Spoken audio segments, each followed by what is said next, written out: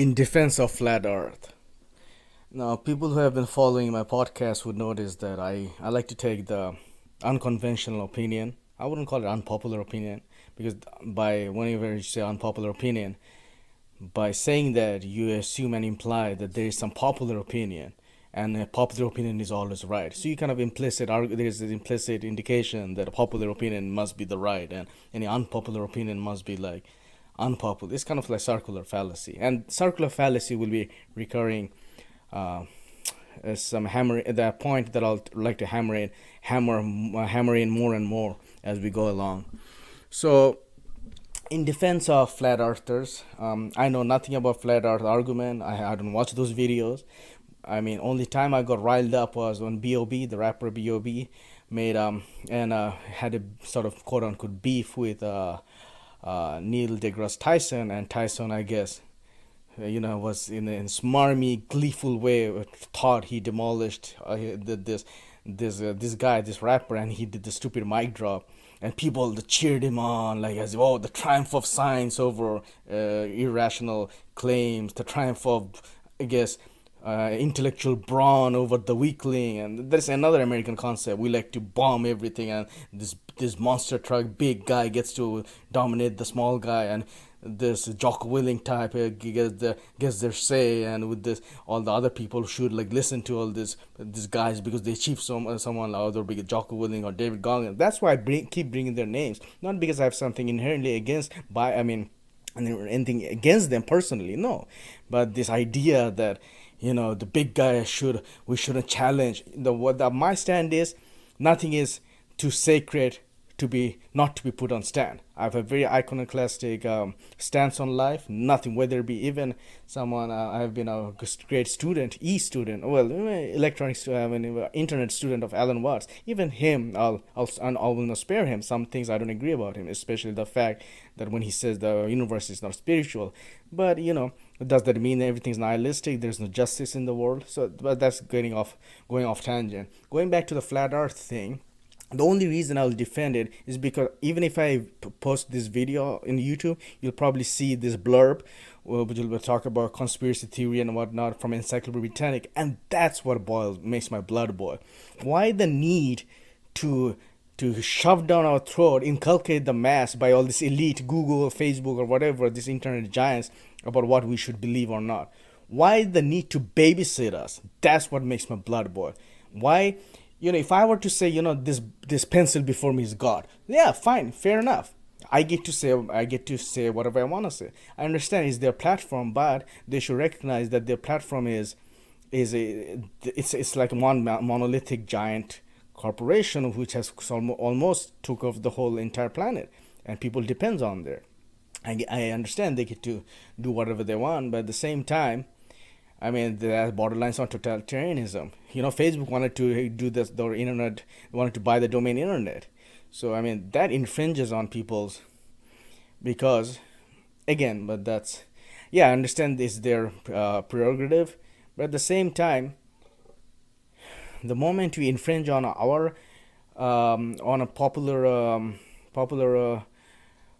infringe on our personal opinion, that's when I take umbrage and issue. So going back to flat Earth.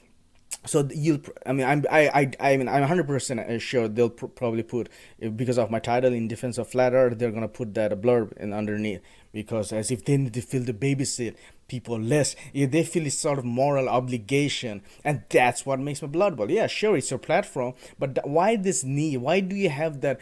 And my issue is, I'm gonna attack this philosophy of yours that you need to the idea to helicopter parent this mass, the hoi polloi, by the elite, this moral obligation, lest the hoi polloi and the mass be deluded somehow, and there's a moral obligation to guide them and slightly nudge them in the right direction. Who the fuck are you to decide what's the right direction?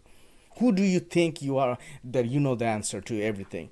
And that's what I take issue with, So in defense of flat Earth, and again, I know that nothing about the arguments flat Earth, the parallax, and all those stupid angles and whatever. But the only reason I'll defend them is because they're the weak target. And just like I said once, that the testament of an of an attorney is someone who can defend the indefensible. So it's kind of like a I relish the challenge I it's personal. It's almost like I delight on defending the indefensible, because if not, then who will? So, when if I can write down any statement on a blank on a blank piece of paper or on the blackboard that the earth is flat, and then someone will say, yeah, but prove it. Then I'll say, why? I don't have to. Fuck you. But then you'll say, well, the extraordinary claims requires extraordinary proof. According to who?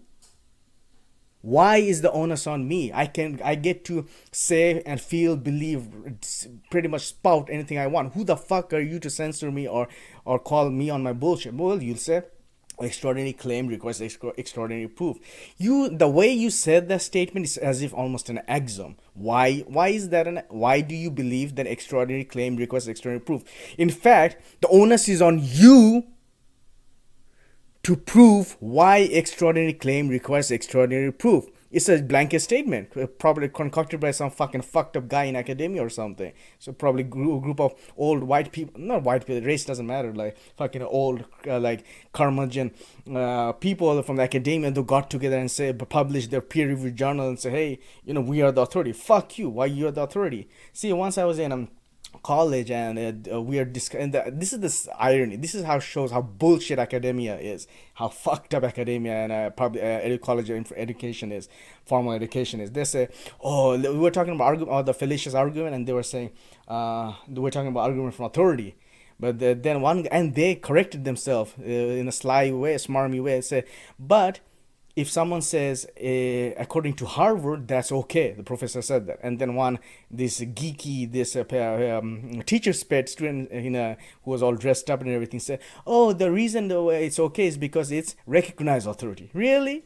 That's still fucking argument from authority. Just because it's recognized by who? Because by us, and we are the ones who are giving them authority. So it's a fucking circular fallacy. So you're justifying argument from authority with a circular fallacy. You're justifying one fallacy with another fallacious argument. You're so fucked up and stupid. You dumbass. And the thing with the reason why I love Taoism, because see, if you break down any system, okay, let's talk about, okay, see, you look outside. Everything is biological: plants, trees, fruits, animals. You take a biological concept, you break it down, you get chemical composition. You break that down, you get physical, top-down approach to break into the bottom of those things. With physical composition, you break down the equations and everything physical, the laws of the universe. You get into the mathematical, laws. You break down mathematical laws, you go to logical laws, philosophy. But then again, philosophy is nothing but empty words of bullshit and language creates biology. So you see, we're back to the circle again. And whether it be philosophy, logic, mathematics, science is not as airtight as they want to put it out to be. And a media champions science as if it's the be-all authority, be-all, end-all authority. It's like the next religion. And it is. Science has become the next religion. And the reason why it has become so, and why we accuse to it, is because the needle shifts back and forward, back and forth. Because at one time, people got sick and tired of religious people shoving their dogma onto us. Then they swayed onto the science, but then impart the science. That's why you got a bullshit of psychiatry and whatnot, because psychiatric illness, mental illness, and bullshit like those, and which is fluff science, and the same concept pervades among even mathematics.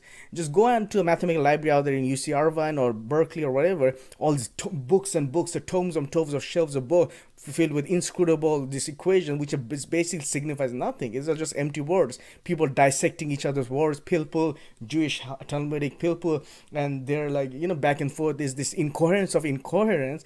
It's like a Tower of Babel. It's like no one could come into an agreement. And there are shelves and shelves of trees filled with all these stupid formulas that signifies nothing. You want to talk about linear algebra, abelian groups. There are books on abelian groups and whatnot that has no real life purpose, and it's just intellectual masturbation. That's what it is.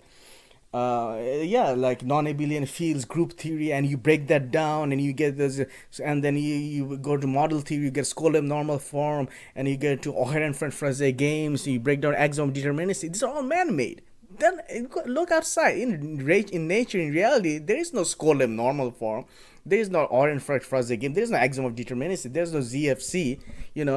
And that's what essentially science and mathematics is. Who guards the guardsman? Who guards the scientist? What is the scientific basis of science? It's circular. Everything is infinite regress and a fallacious and a circular fallacy and vicious circle. And Sextus Empiricus and the Pyrrhonus in ancient Greek and Greece and Rome, they found they immediately found that something was fishy about this. And that's why you have this lemmas of five lemmas of Agrippa, and in Hinduism and Buddhism and Taoism. That's why, going back to Taoism, the only reason one of the reasons I love Taoism, because whereas science, science, logic, philosophy, Western basic analytical, foundational work, the rigor, they will soon, you'll come to a point, a cul-de-sac and an impasse, where you realize that everything is boils down to this is a stalemate, where A implies B, the modus ponens. If you want to break down to the nitty-gritty details, you're going to come to like logical arguments. But what is logic based on? Some symbols, some mathematical like in the logical notation, like P implies Q, P therefore P implies Q, which is modus ponens. But someone had to define that, just like someone defined 1 + 1 = 2. What is the proof of 1 + 1 = 2? If I write 1 and then write 1 and then write 2, how do I know when I add 1 to 1, I will get 2? What is the intermediary step? It's a leap of faith. But people say, but we can, well, there is argument, you take one pencil, you add another pencil, you get 2. But that is not mathematical law. That's not a priori, that's a posteriori. That's, you're using evidence-based knowledge. That's not mathematics. Mathematics is almost, people see, it's an illusion. That's what it is. It's not as airtight. Science and mathematics is not as airtight as people like it to be. And it's based on is vacuum, is basically out of thin air, is bullshit. Because why would it take Barton Russell and Alfred North Whitehead about 200 pages to prove 1 + 1 = 2, or rather 2 + 2 = 4, and only to come to a point they realize that all they were doing is just fucking bullshitting. The current mathematics is based on set theory, but again, you have to define an empty set, a null set, as something. And again, that's a starting point. So all these mathematical concepts are nothing but mathematical notations are nothing. When we define one as something, as a concept, but that concept is composed of language, and language is again philosophy, and philosophy are empty words. Anyone can come up with anything. If we lived in a universe, in a planet where you take one pencil and you break it, you break it, and another and it grows immediately back, then the mathematics would have been entirely different. So who is to say that what is the veridical, quote unquote, real mathematics is really, mathematical laws really are,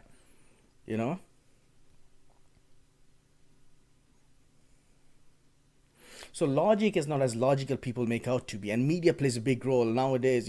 Science says, but that's argument from authority. Just because Harvard says so, just because if Harvard came up tomorrow and say, oh, there is no God, would you believe it?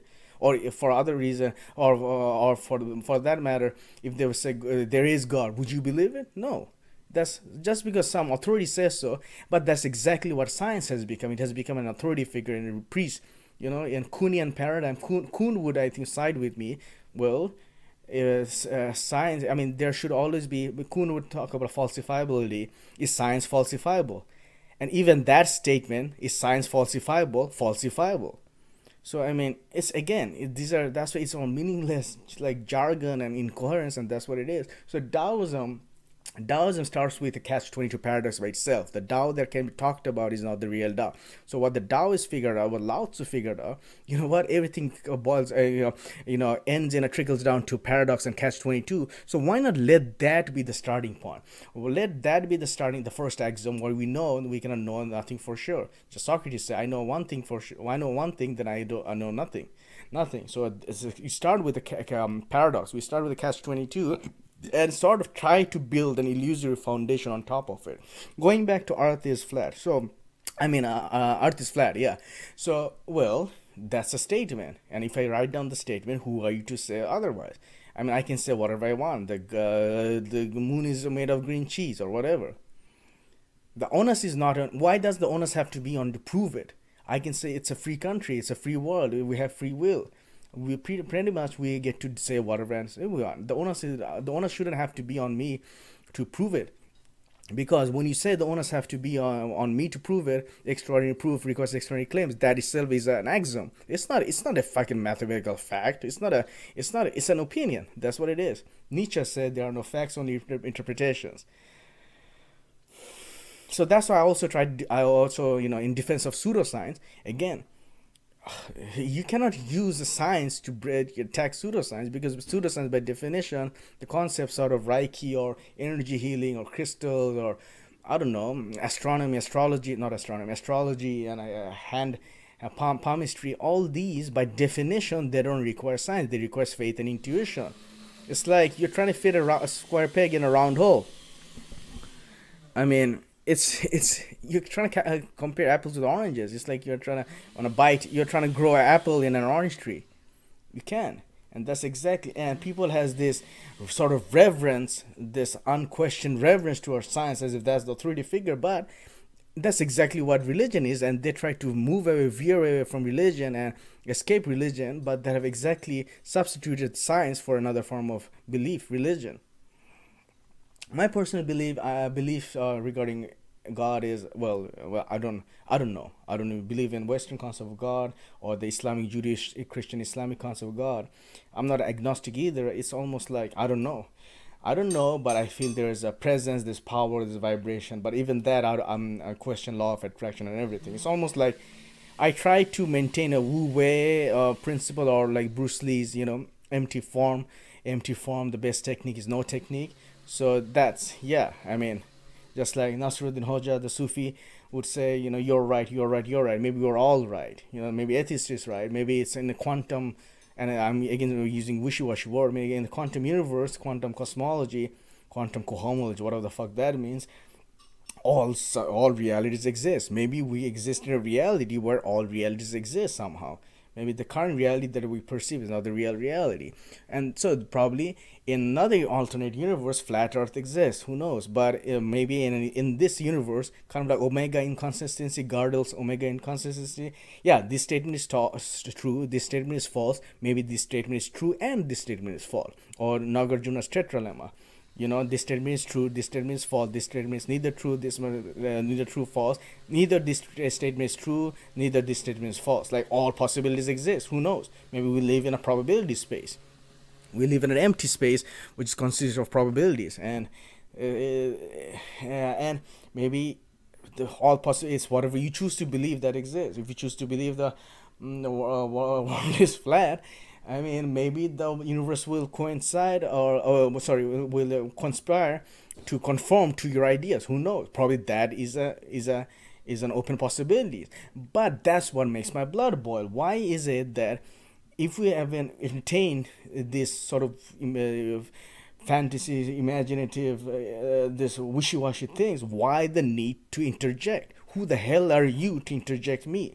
The whole spirit of science is open-mindedness. It's a liberal, progressive view, but the liberal progressive are so pro-science and anti, and they have everything. Like, liberals and progressive, they have this, they do this yoga, but, and again, in a lot of, you go to India, they think if you go to India, you'll somehow, it's like a spiritual country, or like China, everyone is meditating. You just go there, that's like a regular, normal country. It's not like everyone in India is enlightened, Advaita scholar. In China, everyone is Taoist with a long flowing beard. Real happiness and knowledge is found within. You don't have to go to India. Some people, they take DMT, they go to Muji, and they meditate, they join their camp. But that's another trap, another bullshit that you're deluding yourself. Now, going back to flat Earth.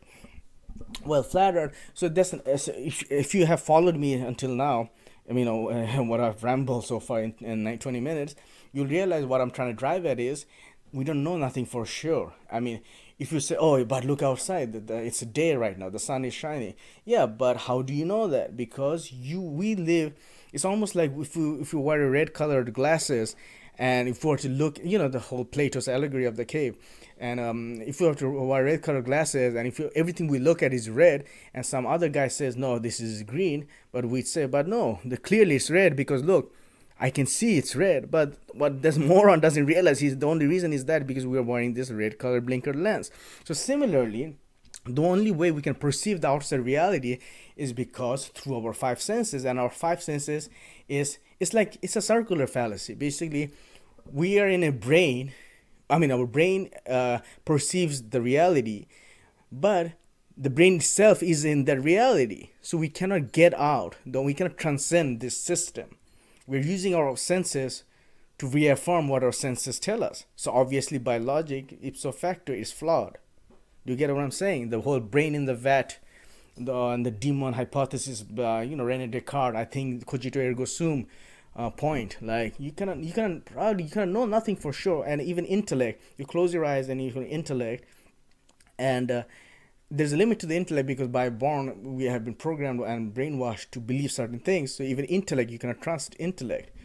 So only, and that's why probably the good thing about meditation is you can stop your thinking and realize all this are bullshit. We've been fed and programmed all this bullshit, including the fact the earth is flat, including the fact that the earth is not flat. So all these statements, opinions, axioms, nothing you can hold them to be true. And the only reason we hold them to be true because of our perception and the way you perceive it through our senses, and our senses can misguide and delude us.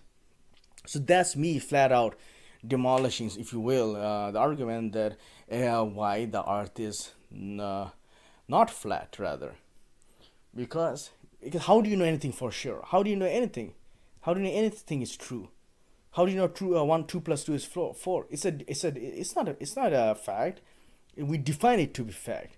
It's not, I mean, you say, oh, okay, you take one item plus another item, you take one tree plus another tree, but how do you know the trees are not connected? We talk about one finger but another finger, but there is no finger.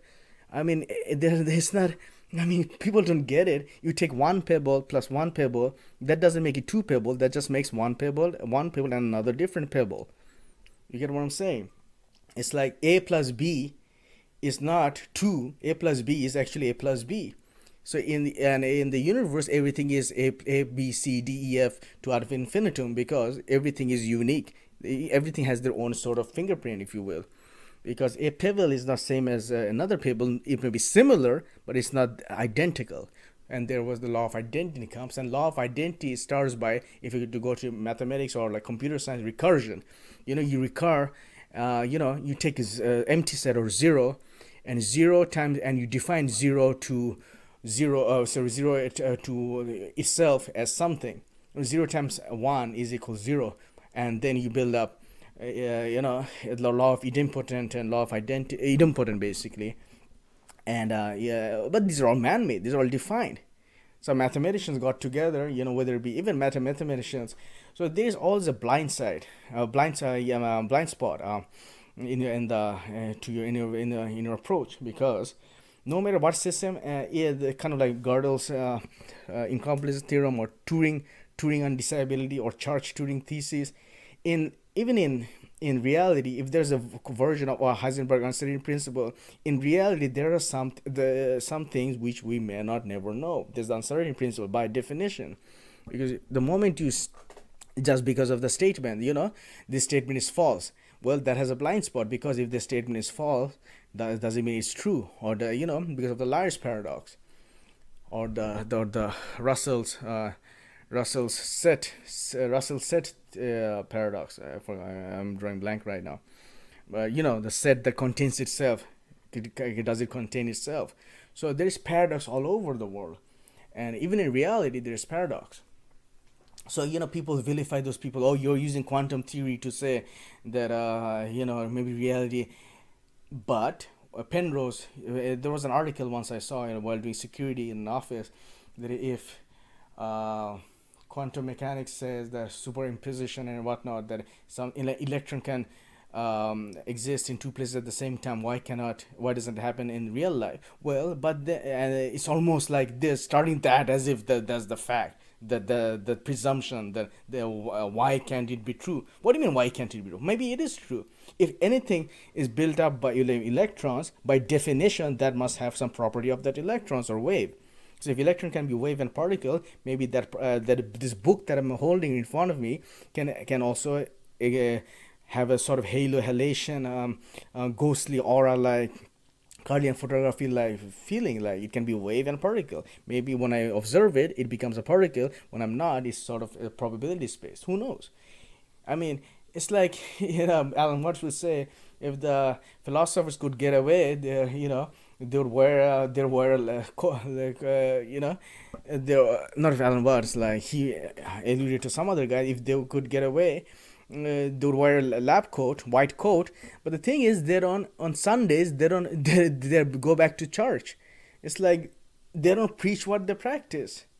They don't practice what they preach. It's like, I mean, you're scientists. You would do all this rigor analysis. You break it down into little details and particles, but in real life, you don't follow that. It's on based on whim and intuition. You know, you lose your wallet. You don't follow. There's no causal link and connection you to figure out. I mean, like, sometimes you panic, and that's just one example. It's like when you eat a burger, you don't follow sort of logical axiom to say, oh, this tastes good because A causes B causes C causes D. No, and in real life, most of our decisions are based on intuition and faith. We don't make decision tree algorithms in our head and to form some opinions. Problem with skeptics is they're not skeptical of their own skepticism. That's why I love the Pyrrhonists, because they're the extreme form of skepticism.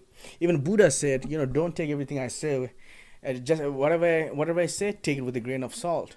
Buddha was smart enough to know that, whatever he said, that he could be wrong. But the arrogance of scientists to think that they could do no wrong, the science is the last case, and it's purported and trumpeted by media, who will say, oh, science says that this is good for you, science says cholesterol. But again, science and peer-reviewed journals, by definition, peer-reviewed journals are reviewed by peer. And if I were to say 1 plus 1 doesn't equal 2, what will happen is they'll throw it out, dismiss it immediately, but who will? The peer. But how do I know the peer doesn't have his blind spot and his biases and flaws? Just because peer gets together and they have this social contract theory of science, they're, oh, okay, what do we collectively decide? One of the things was stack exchange, math exchange, which is another bullshit.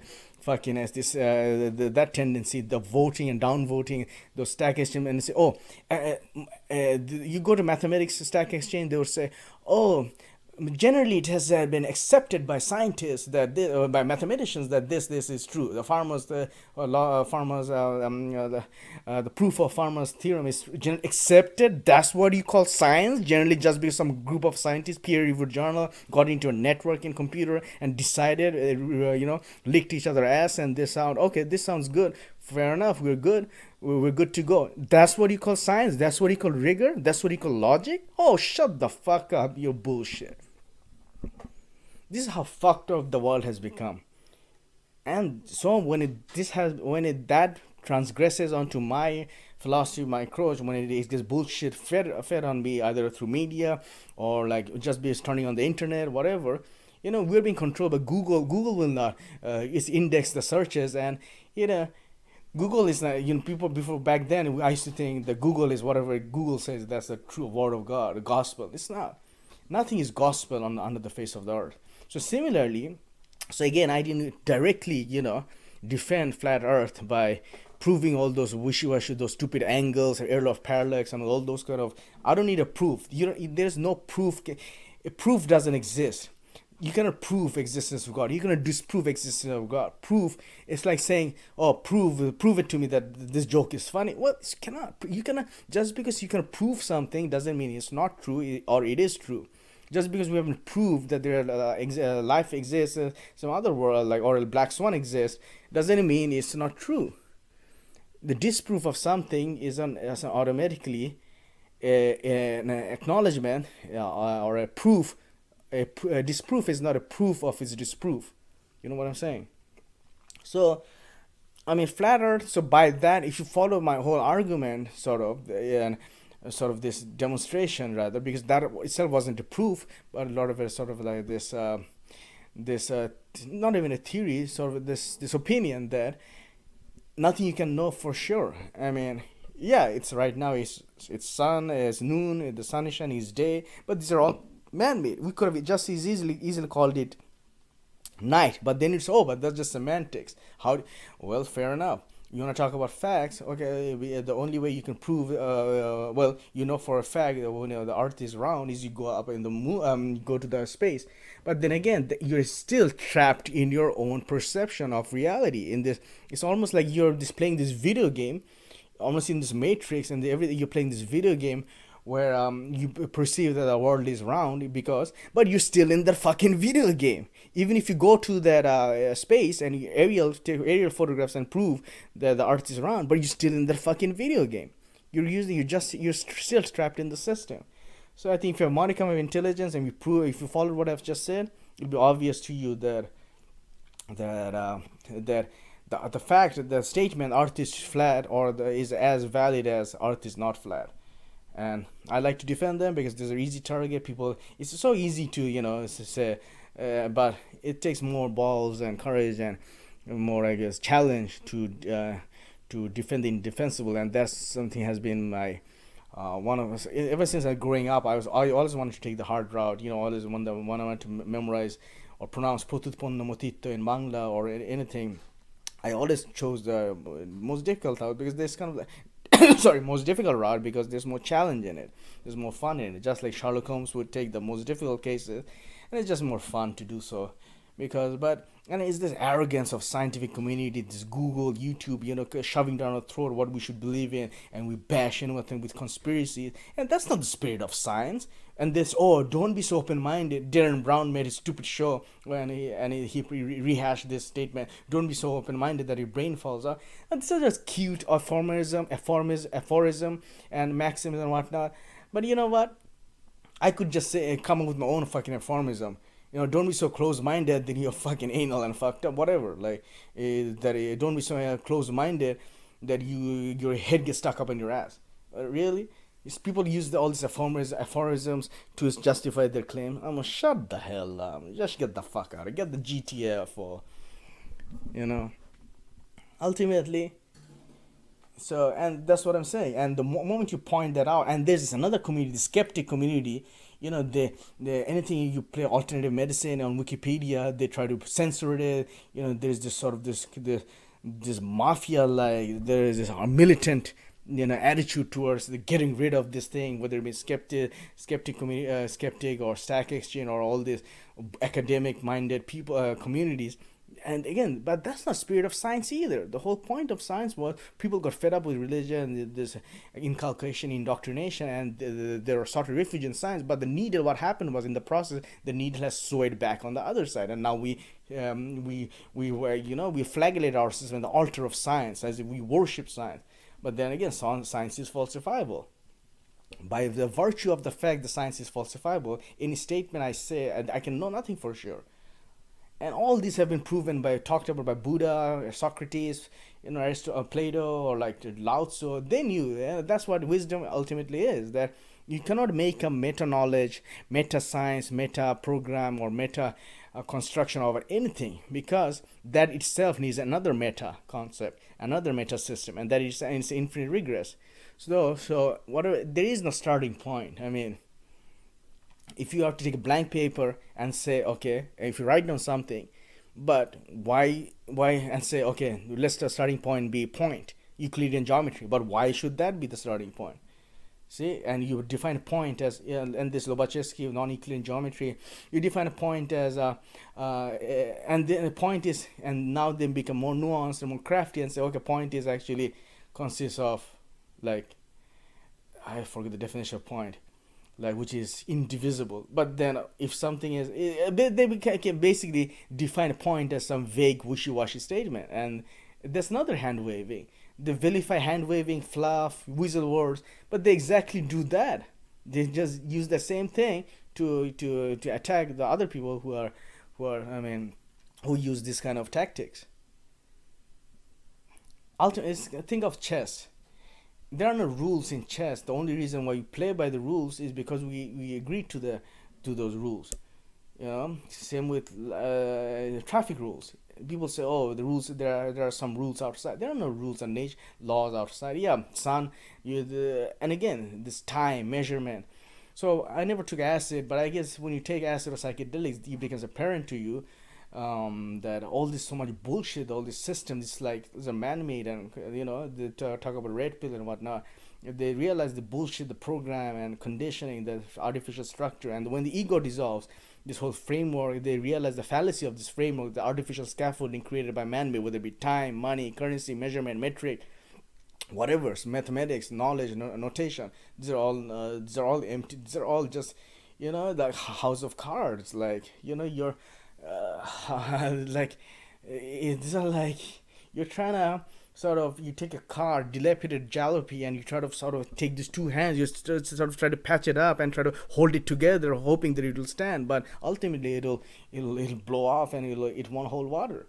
That's what we're attempting to do. We create all these constructs, this elaborate, whether with mathematics, group theory, fucking algebra, abstract algebra, the valuation, fucking idyllic p-idyll. These are all man-made, and we create all this, concoct all this elaborate, scientific mathematical paradigm. But we don't. At the base of a foundation, if you take an axe and you take a swipe at it, strike it, you realize that the foundation is not. There is no foundation, basically, and you can't. There is no way you can create a foundation. Is by virtue of, that's the limitation of knowledge and language. Anytime you try to take a real world concept and try to boil it down on a paper, obviously you cannot take you cannot. It's like the limitation of knowledge, even in a painting. Yeah, the only way you can perceive reality is by perceiving reality. You cannot put that reality on a piece of paper. It's just impossible. Is you know what I'm saying, right? I mean, even if a photograph, like, how Picasso would say, he would say, oh, what a small, in the story that the a guy in the with the who showed, he said, oh, it doesn't look like real life, to told of Picasso's painting. And then he said, do you have a girlfriend? He said, yeah. Do you have a photograph? He said, oh. And then he showed a photograph and said, oh, what a small person she is, what a small neck she has. You get the point. It's like, even a photograph is not an accurate visual representation. Paul Klee, the artist, understood it. So I'm getting off tangent about, we started off with trying to defend the flat earth, but my argument is, once you realize that science itself, or what a logic, or whatever we hold truth to be hallowed and everything, to be, like, that cannot be put on stand, these icons, when you have an iconoclastic attitude towards them, you realize nothing holds water. Nothing in this world is, airtight, it's solid. Everything is man-made. It's even the fact that I said all this is just an opinion. These are all my opinion. And we have all the 6-7 billion people. We have our own axiomatic beliefs and epistemological beliefs, and that's why we have so much arguments. The Facebook argument, you can never win a Facebook argument, because everyone's perception of reality is different. It's just like it's in this big old fucking orgy of fucking one big elephant, and there's 7 billion people, trying to define that elephant, and reality is just like that. Thank you for listening.